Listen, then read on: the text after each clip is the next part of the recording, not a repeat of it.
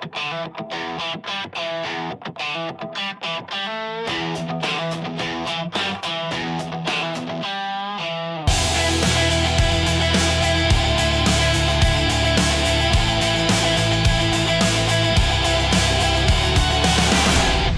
right, welcome to the All Access Entertainment Podcast. I am your host, Joseph Bruen, and today we have a very special guest. First time we've done this, a super fan of sorts of pro wrestling, none other than Mr. Kerry Morris. Kerry, thank you for joining us. Thank you for having me on. Pleasure to have you here, and kind of rewinding back a little bit, going to the very beginning. How did it all start for you? When did you first discover pro wrestling? A mix of growing up on the Von Erickson Freebirds, being in the Dallas area. Kerry was my favorite because we had the same name, so I thought that was really cool. You know, he at the time, early '80s, was like a god in the Dallas area. So I thought it was cool we had the same name, and also whenever I'd stay with my grandparents, my grandfather would stay up late watching wrestling, and my brother and I'd sneak out of bed, and he'd tell us all about Ric Flair and Dusty Rhodes and Terry Funk and watching the Funks and Iron Mike DiBiase and Amarillo. And so that's just where it all started. Nice. And who were some of your personal favorites growing up? Growing up, I was a Hogan fan and Brutus Beefcake. Loved Demolition, still one of my favorite tag teams of all time. Awesome. I did NWA, Sting, Flying Brian, Luger, and then the Steiners. You think we'll see Demolition go in the Hall of Fame finally? God, I'd hope so. It's long, long overdue. So, it really is. Yeah. And you're living in Hawaii now. How is the scene of pro wrestling out there in Hawaii? Are there a lot of independent organizations, or is it kind of pretty chill? There is one on Oahu called Oos Championship Wrestling. I have not been there myself. I know Al Snow has had a couple of his OVW wrestlers go out there and work some shows. But I have not been myself. And we have not had a WWE show or any, like AEW or anything like that, I hear, since before COVID, since September of 2019. Wow. Okay. Yeah. So when it comes to the VIP experience with World Wrestling Entertainment, that's something that you have all the time. So you'll see different experiences like special guest timekeeper, or, you've had the privilege of walking to the ring on the WrestleMania stage with Michael Cole, that sort of thing.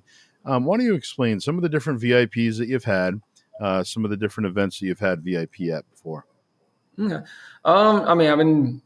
Started the VIP stuff started back in the 90s for me, doing all that stuff from in-house travel packages to where now it's on location. And it's been, a lot of it during the in-house days, it was the usual pre-show reception, usually like Hall of Fame, get dressed up, open bar, food, a couple of meet and greet pictures. They would do maybe a brunch or like a midday madness kind of thing where you might have, 2 to 5 wrestlers. You go in a special, a lot of times there's a separate area either at the hotel we're staying or at Axxess. They have a separate private room for us and do that.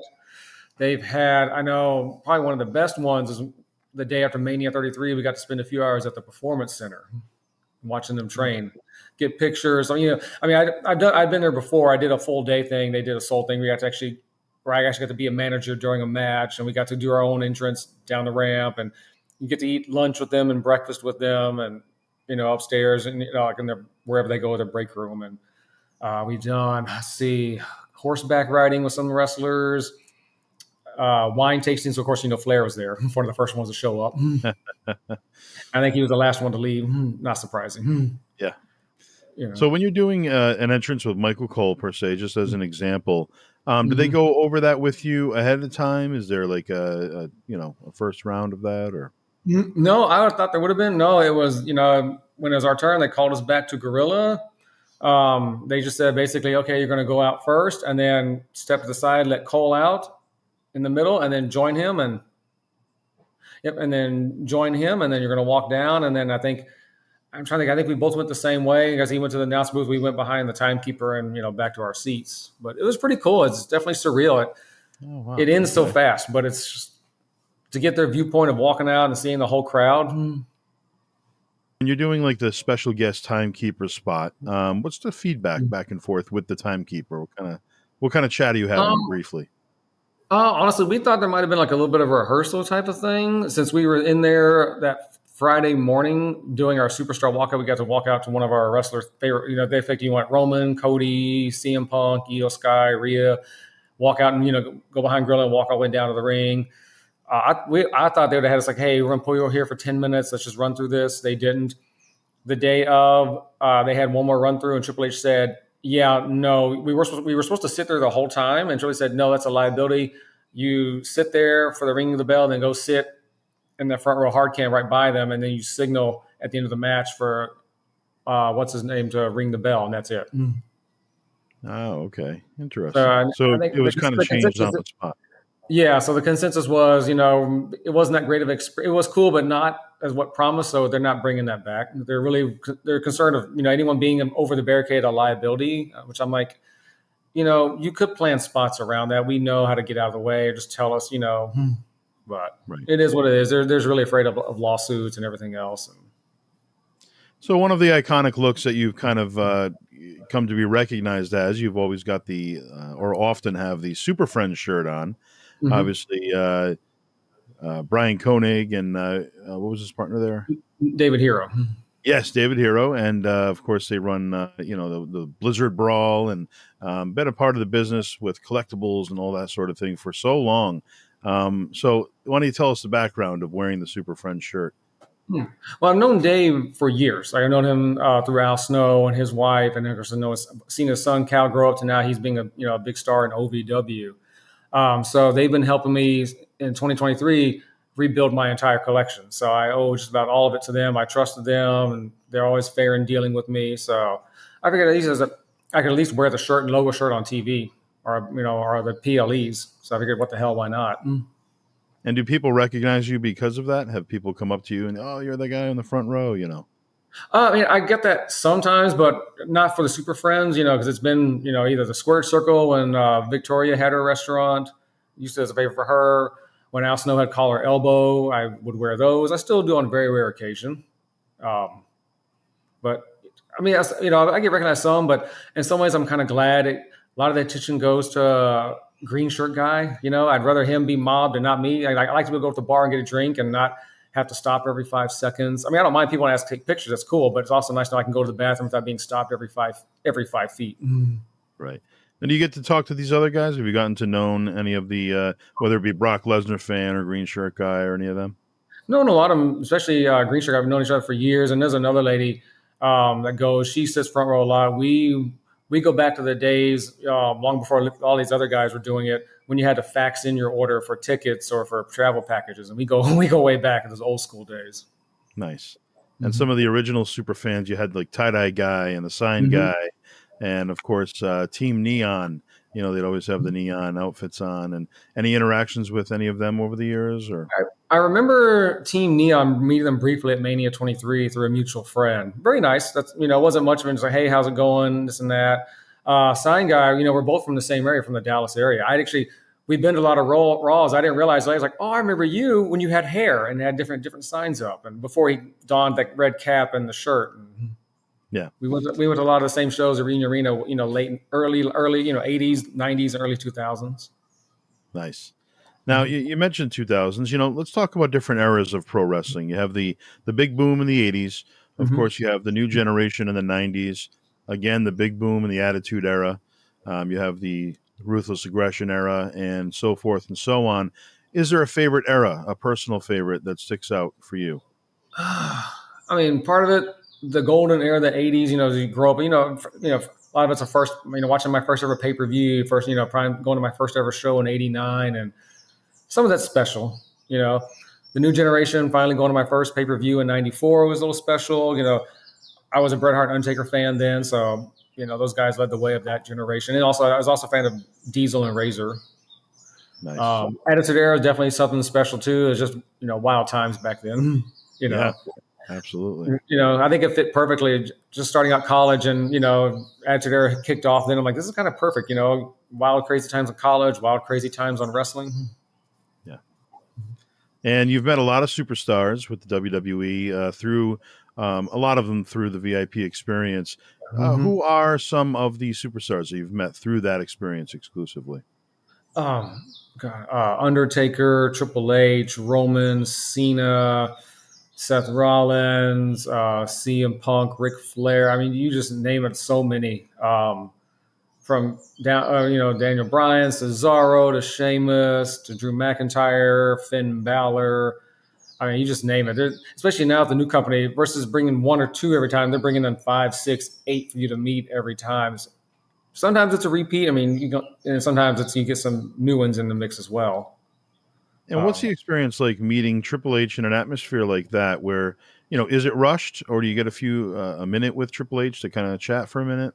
Sometimes it's been rushed, and sometimes it's like you got like a good 20, 30 seconds. I will say, having met him before he took over versus afterwards, big difference. Like after meeting him, after he took over SummerSlam 2022 weekend, I actually got a good minute plus with him, and you could tell. I mean, just he was so much more happier and relaxed, and just much more like back to being fan friendly again. Where he really didn't mind talking to people. He seemed like under the last few years under Vince, he seemed really like miserable and I'm almost pissed off in a way the whole time. Yeah, it's gotta be, probably the best. I say, probably the best interaction was Undertaker, where he insisted I stay longer and talk when they try to rush me off stage. Oh wow, okay, yeah, that's good. Now, when it comes to Mount Rushmore, there's a lot of different ways of looking at it, whether it be personal favorites or whoever made the most money or whatever it may be. However you want to look at it, what is your Mount Rushmore of pro wrestling? Any era, any company. Ooh, yeah, man, that's tough. We almost need a 5th and 6th head on that Mount Rushmore. Yeah. I mean, you got. I mean, I'm always put Undertaker up there. It's always my all-time favorite. Yep. You got to put him up there. You got to put Ric Flair because he had a one hell of a career too. I mean, that man could work, and could draw money too. Yeah. I would have to put Steve Austin up there. Doesn't get much bigger than that. No, it really doesn't. Special attraction. I was lucky to see Andre the Giant once wrestle. And so there's something special when he appeared. So part of me wants to say him. But part of me also wants to say, whether you like him as the character or hate him for what he did in real life as a Terry Bollea, Hogan does deserve some flowers for the 80s and the 90s. Sure. Yeah, without he was itself. Yeah, I mean, don't take with not the real life person and what he did, but the character itself. Yeah, you can't take that away. That's for sure. And I feel like Andre the Giant does deserve to be on a Mount Rushmore. I mean, he was such an iconic name that kind of went beyond the wrestling world. And I feel like he's often not on people's Mount Rushmores. They kind of overlook Andre and go right to Hogan. But Andre was just such a big name. Oh yeah. And I don't know, I mean, maybe had he lived another 10, 15 years, maybe it'd be a little different. Maybe it'd still be a little bit fresher on people's minds for having passed so young at age 46, But I mean, you can make arguments for a lot of them, a lot of different guys, and Yeah. When it comes to the Undertaker, he's a star that has been able to reinvent himself so many times over the years. He's had so many different looks. He's tweaked his theme song, and he's somebody that could just kind of go with no matter what the era is, he could change it. So, being one of your favorites, being my personal favorite as well. What are some of your favorite characteristics of Mark Calaway as the Undertaker? As a character, is something different. I mean, the way he just moved, the way he looked, the eye rolling thing is just iconic. I think probably in some ways more iconic than the people's eyebrow. Right. Some people may not like that comment, but whatever. I would say, just able to adapt. Like he could do all these moves if he wanted, but he knew he did some early on, like some more flying stuff, high flying stuff. But it's like, hey, if I want to last long and prevent injuries and make this character work, I have to change the way I do things. And he just made it work, and he lived that gimmick. And hard to say, I don't know, just doing all that character in that entrance. You really still can't beat that entrance live in an arena or at a stadium. Sure. Something about it is just special when it happens. Yeah. And have you kind of given yourself a nickname, as a super fan, or have the fans given you a nickname yet, or are you still kind of in that phase where you haven't gotten one yet? I don't know if I really need one, honestly. When you think about it, I mean, tens of thousands of us super fans in our own way, Yeah. you know. So it's kind of like, am I a super fan? Yeah, but so are tens of thousands, hundreds of thousands of others in their own special way. So I don't know. I mean, I've been called the dude that's the dude next to green shirt guy's partner, his friend, the asshole down front, which I don't mind that. I actually kind of like that. I don't mind, honestly. um, I was square circle guy. I was colorable guy. I don't know. Maybe now I'll be, since I have a lot of blue shirts. Maybe I'll be blue shirt guy. I mean, who knows? Right. You know. So WrestleMania, you've been to multiple WrestleManias. Of course, the most recent WrestleMania, the most recent SummerSlam. You've been to Clash in Paris. Of course, you went to Madison Square Garden last night. Oh no, no, Okay. no. I went to Perth, and then that kind of travel. I'm like, I need to take a little break from the traveling. So I'll be in San Diego and DC. Nice. Yeah, I saw you have your tickets for Saturday night's main event. The final Mhm. match for John Cena. What's your prediction? Who do you think's going to go against John? I think they're going to go with Gunther. I mean, they could pull something. Who knows? Maybe they'll pull out a surprise and be someone else. Someone's just as a shame they don't do like a gauntlet match. Cena wrestles, 3 or 4 guys at the end, and finally loses at the end and goes out, in the end. But maybe get good 3, 4 matches out of it. Yeah. Because And you can how make have a you case. You enjoyed can make a case for several of them. right? But what were you about to say? How have you enjoyed John's last run, his farewell Uh, tour? Overall, it's been good. I mean, when you try to end a career like that, I mean, it's hard to say. Like, it's hard to make it perfect, honestly, make it seem so great. I mean, it's just he's had such a hell of a career. How do you really truly end it? I mean, you can make a case for, oh, they could have done this, they could have done that, they all would have been great. You have to pick one way or another. I think the only blunder was when he did the heel turn, The Rock not continuing with that storyline to help. I think that's the biggest blunder. Sure. Yeah, that was odd. Yeah, it's like, had he stuck around at least through maybe Mania itself, or maybe even through maybe Backlash or something like that, or Money in the Bank, that could have made sense. Then I think it would have helped out more. Yeah. So, as we said, Saturday night's main event will be the final stop for the John Cena farewell tour. Beyond that, what do you think will happen beyond that? Who will be the next John Cena? Who will be that next big star? Is it somebody that's there in the company already, or do you think we'll see somebody new come in from another promotion? Man, that's a tough one. I mean, it could be someone from NXT that's just going to hit. I mean, for all we know, it could be Braun Breaker. He might be a breakout badass face and just come out and blow everybody away and hit those John Cena numbers or Roman Reigns numbers. It could be someone like a Javon Evans or someone out of NXT that maybe they're in Evolve right now. They haven't just maybe been a few years. Yeah. Yeah, I was just going to bring up Javon Evans. Very talented guy. I feel like he's got some big places to go. He's going to do some big things. Oh yeah, no, he definitely is. That's a Mania main eventer there in a couple of years. Yeah, he's certainly a standout, and I look forward to seeing what comes with his future for sure. So we mentioned some of the pay-per-views that you've been to. What are some of the other pay-per-views you've been to? And the other part of that question, if you had to guess, how many pay-per-views do you think you've been to? Oh man, shit. Been to every Mania starting at 17. Only missed the COVID year. Survivor Series as far back as 94. Rumble as far back as 97. SummerSlam as far back as 2000. Some of the smaller ones like Fully Loaded 2000, and some of the backlashes and paybacks. Few Extreme Rules, ECW One Night Stands. Those are fun crowds too. 05 and 06, fun crowds. Cyber Sundays, the Perth was fun. Clash in Paris was fun. The European crowds are definitely different. Bash in Berlin. I don't know, I'd guess 100, 150 maybe PLE's pay-per-views. Yeah.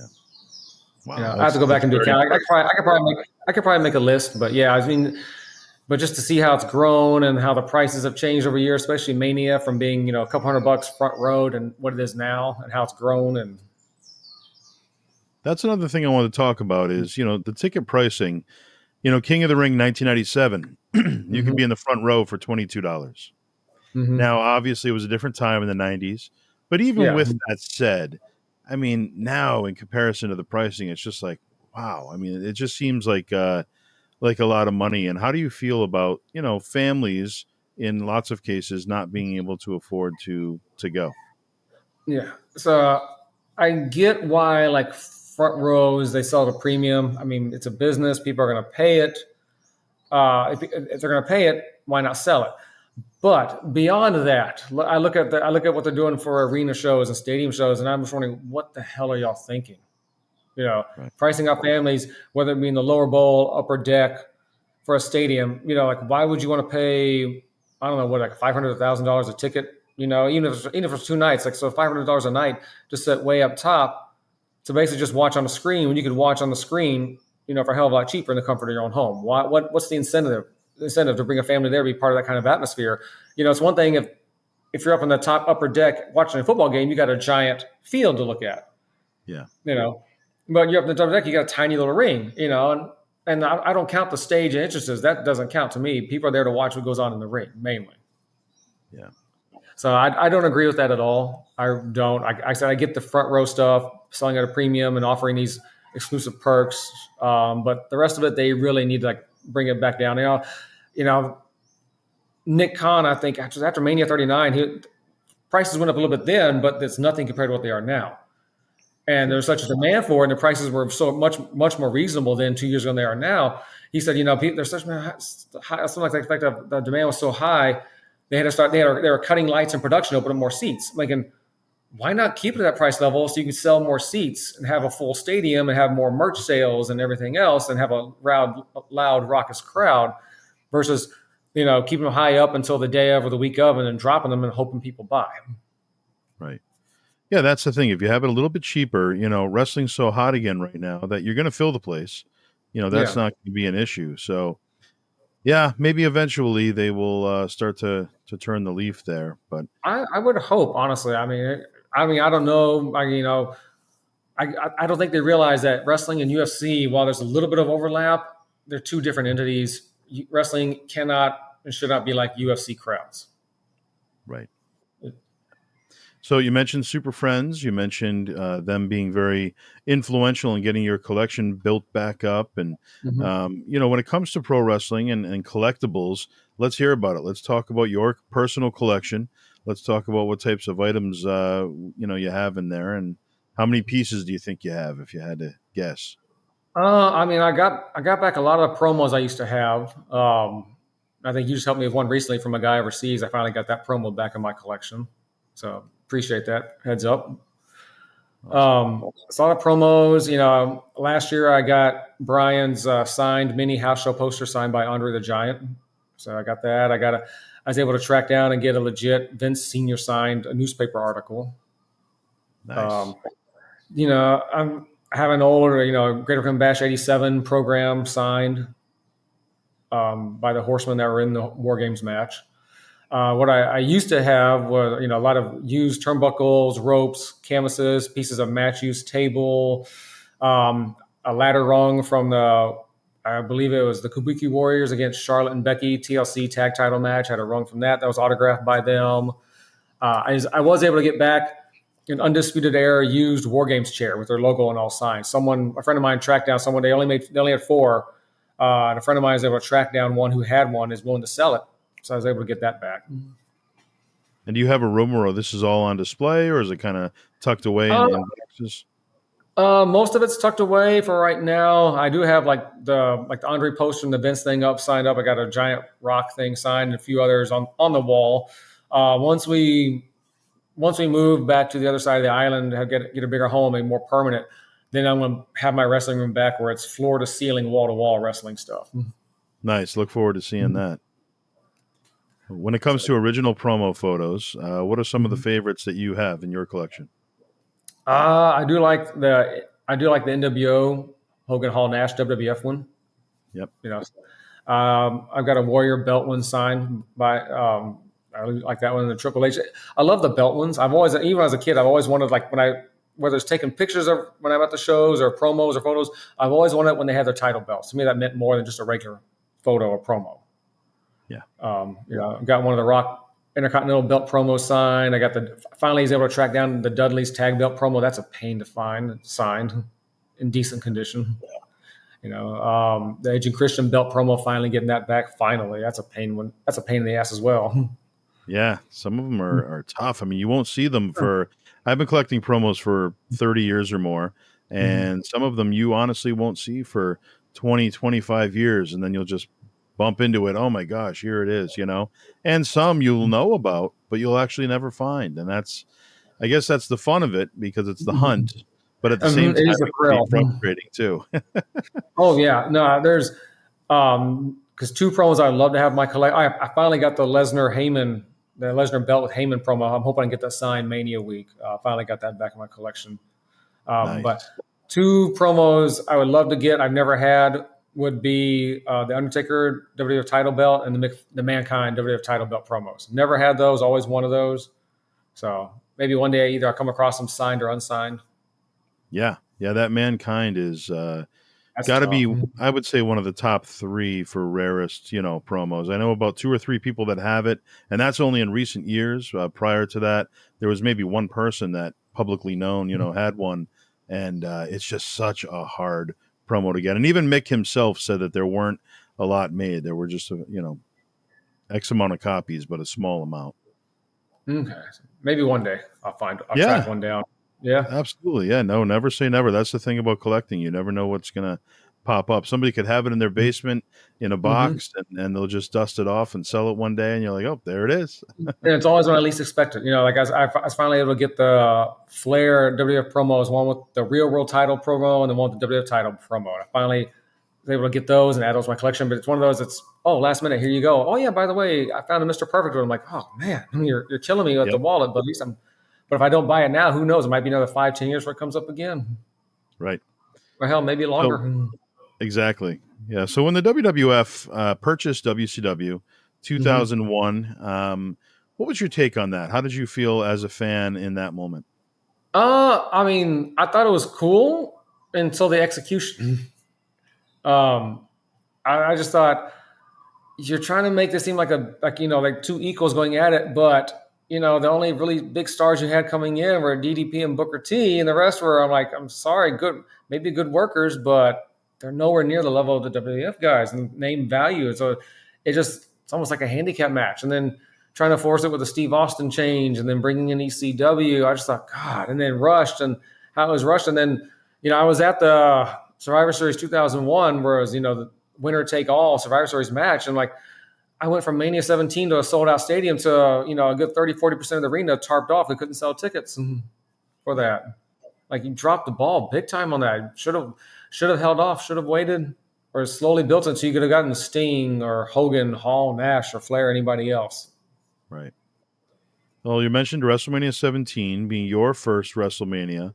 Now, that's my personal favorite WrestleMania, and a lot of fans feel the same way. It's kind of like the WrestleMania, from top to bottom, not just a particular match. So what were some of your favorite parts of that WrestleMania, and what was it like being there in person? I mean, just being at your first one in the stadium is just hard to put in words, I mean, just looking down and seeing people, I still remember people way in the nosebleed, way in the top, held up a giant banner, said, yes, we paid for these seats. And I would say probably my favorite part, always, of course, Undertaker winning, always a favorite for me. The Benoit Angle match, I mean, talk about a wrestling classic. Yeah. The TLC match, the second one, I was there in person for the first one. Happy to see the second one was just as good as the first, maybe a little better, depending on who you ask. Yeah. So yeah, just overall the overall atmosphere of it. Right. Yeah, the Reliant Astrodome. I remember being so excited to see the gimmick battle royal because over the years there'd be tons of Raws and different moments where they would bring the legends back, but at this point, back in 2001, that wasn't the case. So this was kind of the first time that we were seeing all the legends come back. So it was a special feel, and they actually gave it some time, where everybody got their own entrance with the original songs and. Any memories of that particular match being there live? I mean, I'm trying to remember. I mean, just surprised to see. I think Doink was in it, and I remember it's cool seeing Gene and Bobby. Yeah, that was cool. I remember. I think Hillbilly Jim was in there, and wasn't. I don't know why a lot of this escapes me. I just remember Iron Sheik winning. I was thinking that's kind of an odd choice. At first, like that's an odd choice, and I found I guess he really physically couldn't go over the top rope, so they had to have him win. Exactly. Yes. Mhm. I guess that's why they gave Slaughter some, some spotlight at the end to kind of not make it all All about heelish. the Iron Sheik, yeah. Yeah, yeah. But it was So definitely well done. I thought. yeah, it was a lot of fun, and a fond memory for sure. Who would you say are your maybe top three nicest interactions with the superstars over the years? Undertaker for sure. So funny. So with that one, so back in '99, I'm still living in the Dallas area, going to this gym, and I always wear wrestling shirts, go to work out. And there was this huge looking dude. He looked like a clone of Ahmed Johnson. And we'd always talk wrestling. He's like, "You ever thought about being a wrestler? I could train you." I was like, "Nah, not really. I don't think I want to do that." He's like, "I trained the Undertaker," and I'm like, there's no YouTube back then or social media, so I'm thinking, didn't want to call him a liar, so I like, okay, 50-50 could be the truth, could be full of shit. Then talking to Undertaker, I'm like, "Do you know this person?" He's like, "Yeah, that's the dude that trained me. It's Action Jackson," and we started talking about that, and we were talking about his family and just same people we know back in the Dallas area, and that's when they tried to rush me off stage. I was like, I'm talking to him. You wait. Yeah. Oh yeah, that's Mm-hmm. awesome. So when I see him, I'll bring that up, Action Jackson. He'll break down. Sometimes he's a little quiet. But he'll start talking about him in a heartbeat and keep talking. Right. Roman Reigns, always another one. Another one. Drew McIntyre. Always goes out his way to say hello to me, and I don't know how he knew my name before we were introduced. I guess somehow, I guess they know some of us and they talk about us backstage, or who knows? I've heard they have nicknames for us, but they won't tell us. That's funny. Yeah, but there've been a lot of like I would say good ones. I put those three right now as my top three. Nice. And how about top three matches in pro wrestling history that you've either witnessed in person or on television, either or? If you had to pick three matches. Oh, so for the atmosphere, it's very hard to beat Hogan Rock. Yeah. That is one. That's just that crowd. I got there Thursday, and fans slowly became more pro Hogan as the weekend went on. And then by the time that match started, and when Hogan did his kick out spiel, kicking out and the pointing the finger, I mean, when you say you feel the building shake, you could. I remember people all the way up in the last row of the nosebleed just jumping up and down. And I'm wondering, are they going to fall down from there? They're going crazy over there. That one's hard to beat. There's been so many. Both the TLCs have been just absolute blast of joy. A forgotten good TLC match that people don't talk about is the singles one, January of 2006, Edge and Flair for the world title, or the WWE title. Yep. I was there for that one. That was a good one. Daniel Bryan winning at Mania 30 was special. Having Batista yell at us to, "Hey, suck my dick, bitch," and I'm gonna fuck your mother tonight, and it's all of us and fans in the front row.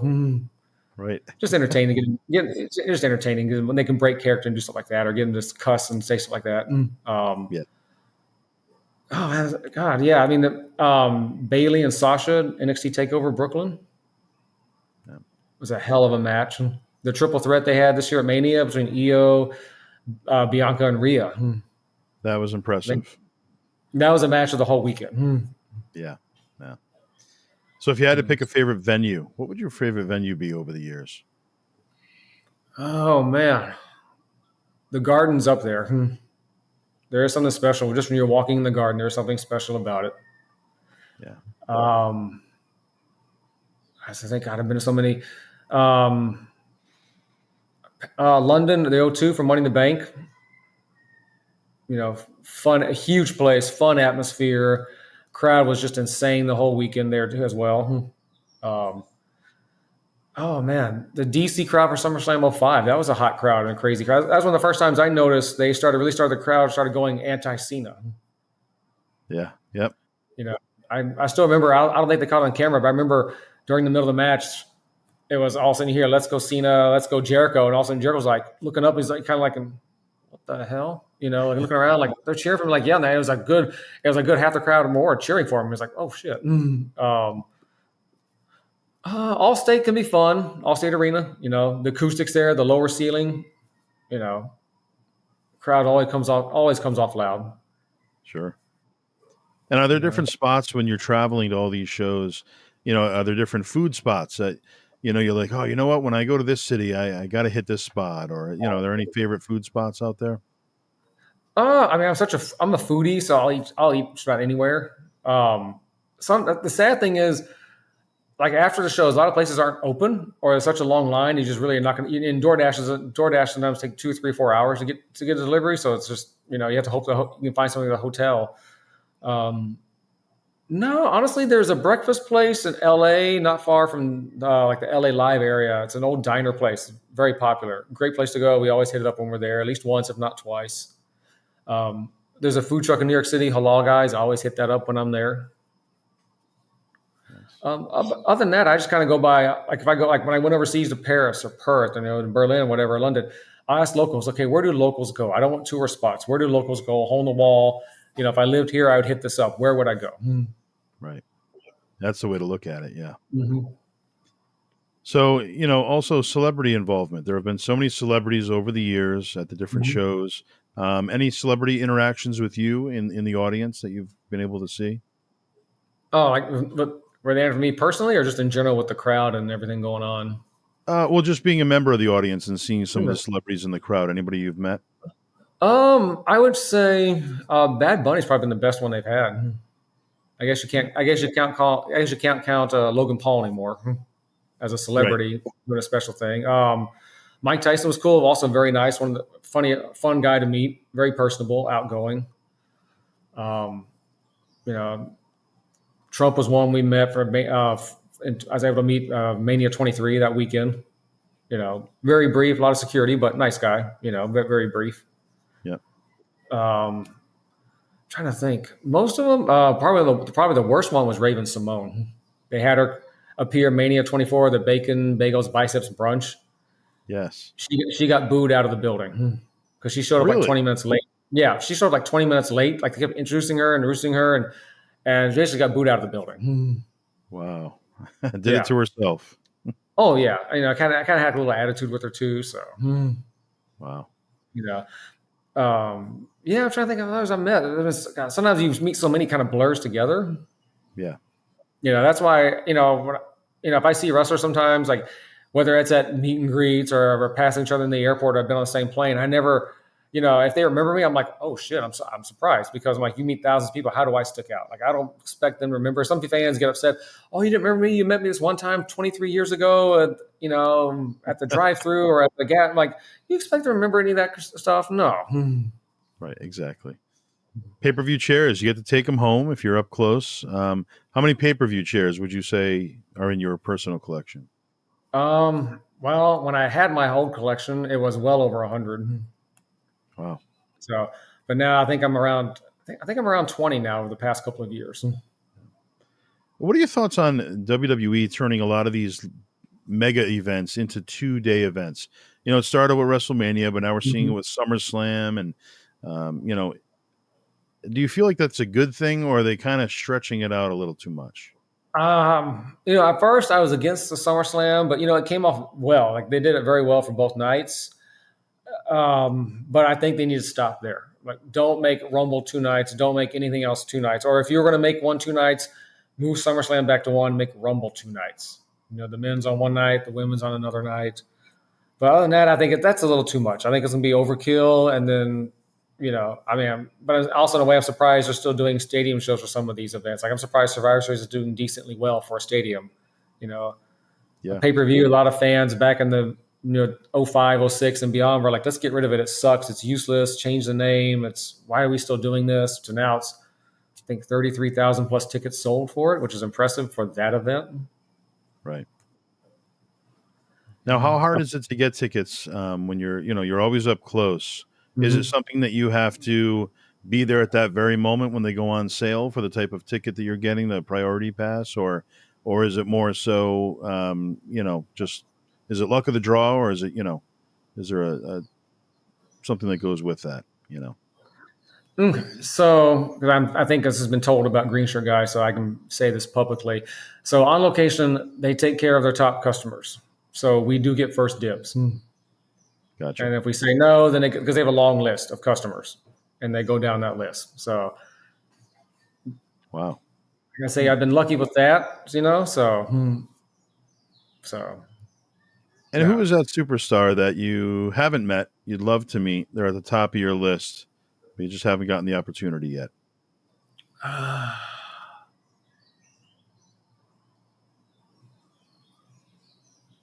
This may take a moment. Sure, no, this that's all may right. this may take a moment because, like I said, I've met so many of them. I mean, oh shoot! Like I said, having met, even like I've even met Nick Khan before, and nice guy twice. Yeah. I would say Logan Paul. Okay. He's one that because he doesn't do the meet and greets. I don't think he did anything with WWE World this past year or the year before. I could be wrong, but I don't recall him doing that. Hmm. That's a Um, rare appearance for sure. yeah. Met Lesnar once when he did WrestleMania 18 Access. That was back when you paid $20 or $25. You had no one was VIPs. You just had to hopefully get the right table in the right line and meet people. Right. Exactly. Mhm. Yeah, I remember going to some of the early accesses. WrestleMania 28 comes to mind as being one of my favorite accesses. There was just a lot of superstars to interact with and a Hmm. lot of lines to choose from. And like you said, sometimes you didn't know who you were going to get, but Hmm. there was just a lot of talent on hand, and it was so much cheaper at that point. It was a lot of tables. I think it was also the venue was great, well spread out, so you weren't cramped in, and I think it was overall well organized. I remember at least it seemed like you kind of knew where some might be.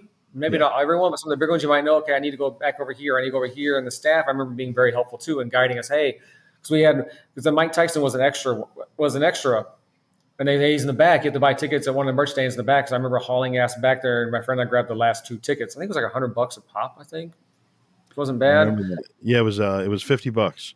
Oh, $50. Okay. So it was 100 for both of us. Okay. Okay. But that was cheap by today's standards, but I remember Absolutely. he was a fun guy to meet, seemed like he really was enjoying himself. Yeah. So 2026, what would you like to see in the world of wrestling, especially in WWE, in Mhm. 2026? More international shows because I have more bucket list countries. I like to tie those in. So I think Nick Khan he said in an interview, was a month ago, maybe 2 months ago, that they're going to do one in Italy in 2026 to coincide with them going live with Netflix. So that's definitely a bucket list, and I can maybe tie in a few other countries as well, make that a big visit out of there. Sure. Um, I would like to see lower prices across the board, even for the front row packages. It'd be nice if they brought those back down. Yeah. Won't happen, but you can always hope. Right. Honestly, maybe a few less shows. I think sometimes they also have too many shows as well. Yeah, they do Mhm. sometimes. It seems like they have a nice, nice schedule, and then all of a sudden, oh, by the way, here's 9 more shows that we're gonna. Yeah, like all of a sudden, here's Palooza, which I think even Triple H alluded to in an interview with Pat McAfee said this is like it kind of threw off their game plan. Like they weren't expecting it. So like they had all the writing booked out for a while, and all of a sudden, oh shit, we got to change everything. Or this past summer after Backlash, all of a sudden it was what Night of Champions, and it was Money in the Bank, and then Science Main Event, and Evolution, and summer like all that came together so fast. I'm like, it's just too much. Yeah, It's yeah, too much, and I'm not going to fly all the way over there for shows every 2 3 weeks. It's too much. that's the thing. Yeah, I mean, you can't realistically, you just can't do it. No, especially I'm getting older. It takes a little more toll on your body, so I need more rest time between them. Yeah. Well, Kerry, thank you so much for joining us here. It's been the All Access Entertainment Podcast, and I appreciate you coming on the show. Oh, thank you for having me. Absolutely. It's been our pleasure. And for Kerry Morris, I'm Joseph Bruen. This has been the All Access Entertainment Podcast. Don't forget to like, subscribe, and we'll see you next time.